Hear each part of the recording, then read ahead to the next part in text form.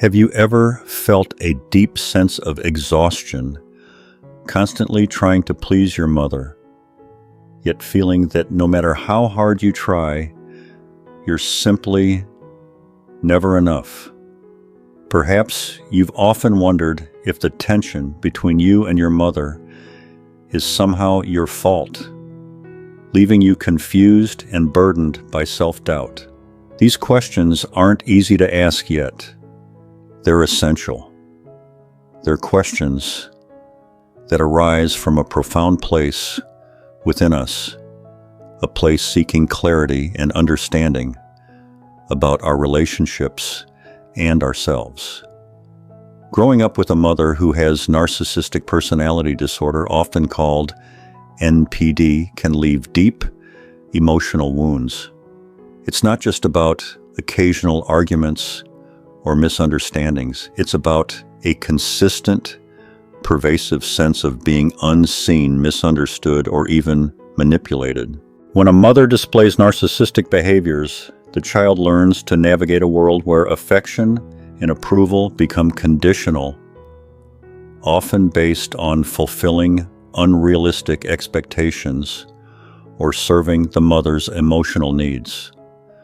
As a result, your self-esteem may suffer profoundly, and establishing healthy boundaries later in life can become incredibly challenging. Relationships, whether friendships or romantic connections, often mirror this unresolved pattern, leaving you trapped in cycles of emotional exhaustion and confusion. The first and perhaps most vital step toward healing these wounds is awareness. Understanding clearly the signs and dynamics of a narcissistic mother-child relationship can offer you a compassionate insight into your experiences. Awareness doesn't immediately solve the problem, nor does it instantly heal all wounds.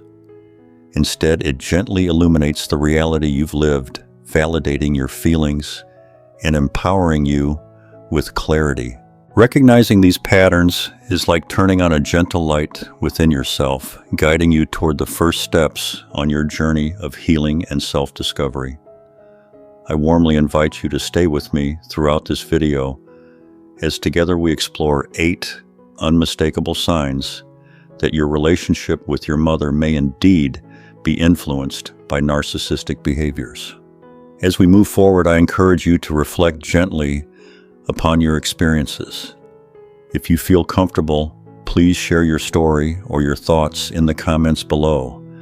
Your openness may not only help you find clarity, but can also become a powerful source of support and connection within our community. Remember, you're not alone on this journey. So how can you be certain that you're dealing with a narcissistic mother? Let us gently begin exploring these 8 clear signs together. Have you ever sensed quietly inside yourself that perhaps your mother might not fully see you for who you truly are, but rather as an extension of herself? This is the first sign to notice. It's a subtle yet profound feeling, like being shaped into someone else's dream rather than discovering your own. This feeling reminds me of a compelling book titled "I'm Glad My Mom Died," where the author shares her poignant experience of having a mother who constantly imposed her own unfulfilled dreams upon her daughter. Instead of allowing her child to explore and develop naturally, she pushed her into becoming a child actor, not because the child wished it, but because the mother herself longed for it. The child became merely a vessel for her mother's desires, losing touch with her own identity in the process. Perhaps you've experienced something similar. The activities or paths you followed weren't entirely yours, but reflections of what your mother wished for herself. I gently encourage you now to reflect. Have you ever felt your true voice was silenced or overlooked? The second sign to consider carefully is how easily they criticize, yet how profoundly they recoil at any hint of criticism aimed back at them.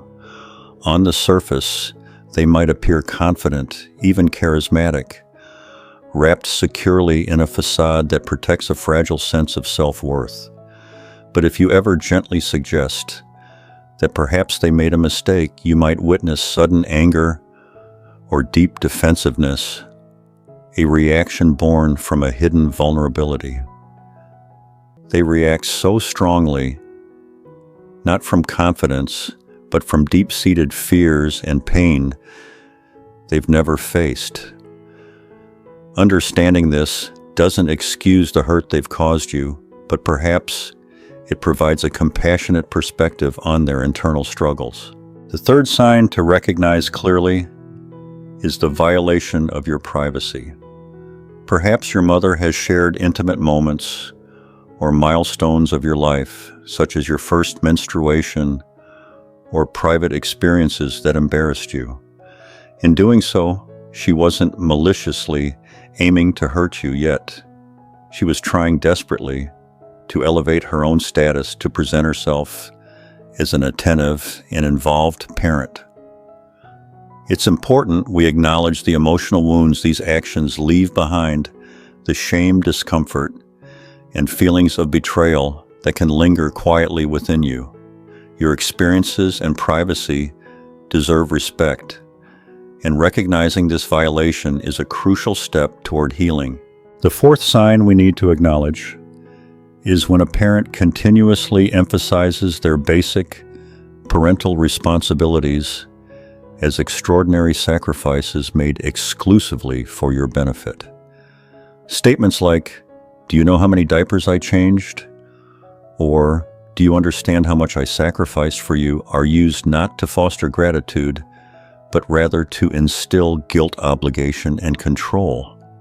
You see, being cared for as a child isn't something you owe your parents, for it's simply part of the natural agreement when a child is brought into the world. These constant reminders can lead to profound internal conflict, making you question your worth and autonomy. Let's gently explore the fifth sign, which is the disregard for personal boundaries. You may have experienced moments when you clearly expressed your limits, hoping for understanding and respect. Yet those boundaries were ignored or even actively challenged, causing feelings of confusion and emotional exhaustion.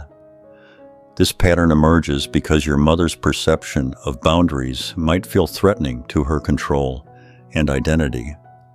Instead of respecting your individuality, she may react with anger, guilt-tripping, or accusations of ingratitude. This doesn't come from malicious intent, but from her deep-seated fears and insecurities, leading her to push harder when you pull back. It can leave you questioning your own right to privacy and autonomy. Reflect with me, how often have you compromised your comfort and safety to maintain peace? Moving on gently, the sixth sign I invite you to recognize is gaslighting, the subtle yet damaging distortion of your memories and perceptions. Perhaps when confronting your mother about hurtful actions, you heard responses like, "That never happened," or "You're just overly sensitive." Gaslighting can cause profound self-doubt and anxiety, leading you to mistrust your intuition and reality. This behavior isn't an intentional cruelty. Rather, it arises from a need to preserve her self-image by denying uncomfortable truths. Over time, the erosion of your confidence in your own experiences becomes one of the deepest wounds inflicted. It's crucial to recognize this pattern, allowing yourself to reclaim trust in your perceptions and memories. The seventh sign we'll compassionately observe is the competitive nature your mother may display toward you. She might subtly or openly compare herself to you in terms of appearance, career success, or social interactions. You might sense tension or discomfort when your achievements exceed hers, leading her to undermine your confidence. These actions stem from her fragile self-esteem, driving her to constantly seek validation by feeling superior.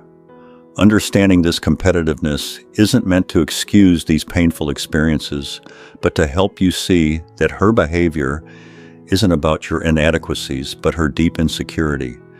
Has this left you feeling guilty or diminished for your successes? Finally, the eighth sign involves frequently playing the victim. Your mother may consistently avoid accountability by portraying herself as the misunderstood or wronged party. Whenever conflicts arise, she quickly shifts blame onto others, particularly onto you, creating a dynamic where you find yourself repeatedly apologizing or yielding. Her persistent victim mentality can make you feel constantly at fault, even when you've done nothing wrong. This behavior stems from her profound difficulty in facing imperfections and accepting responsibility. Recognizing this can alleviate the unwarranted guilt you've carried, helping you gently reclaim your emotional truth and peace. Now, perhaps you're beginning to clearly see how these patterns have shaped your inner world. With this newfound awareness, how might we softly begin the journey toward healing and reconnecting with our true selves? Let us now together quietly explore the compassionate pathways toward understanding and healing that lie ahead. Boundaries, you see, aren't walls meant to isolate or punish anyone. Instead, they're gentle lines of respect we draw around ourselves, a tender acknowledgement of our own worth and needs. Imagine boundaries as softly spoken truths, clearly and kindly articulated. You might say, "When this happens, I feel this way, so I need this to take care of myself." Notice how gentle that feels, not aggressive, simply honest. Maintaining these boundaries consistently can be challenging because sometimes we fear losing connection or being misunderstood. Yet it's precisely in honoring our own limits that genuine connections deepen and flourish. Each time you uphold a boundary, you're quietly affirming your inner value and building an authentic relationship with yourself and ultimately with others. Now let's turn gently toward your inner child, that younger self within you who holds memories, feelings, and experiences that perhaps still seek acknowledgement. Inner child work is not about reliving pain unnecessarily. Rather, it's about gently revisiting these tender moments to offer the comfort and validation that may have been missing back then. Perhaps you can find an old photograph of yourself as a child, or listen to music that resonated with you during your younger years. As you do, allow any emotions or memories to surface naturally. Perhaps take out a journal and begin a gentle conversation with this younger self. Ask softly, "How did you feel back then? What did you need that wasn't available?" Give this child within you permission to speak openly without judgment. This compassionate listening can be profoundly healing, offering your inner child the understanding and presence they deeply craved. Finally, let's reflect thoughtfully on the patterns of behavior formed during childhood, which often follow us into adulthood, shaping how we relate to others and ourselves. Changing these patterns isn't an instant process, nor is it about forcing quick solutions. Instead, it's about quietly observing ourselves, recognizing when we react in ways that feel familiar yet unhelpful. When these moments arise, pause and gently ask yourself, "Why am I feeling this way? What am I truly responding to?" This awareness alone begins to shift these old patterns. With each conscious pause, you create a small space between the impulse and your reaction. And in that space lies the gentle possibility of choosing a new, healthier response.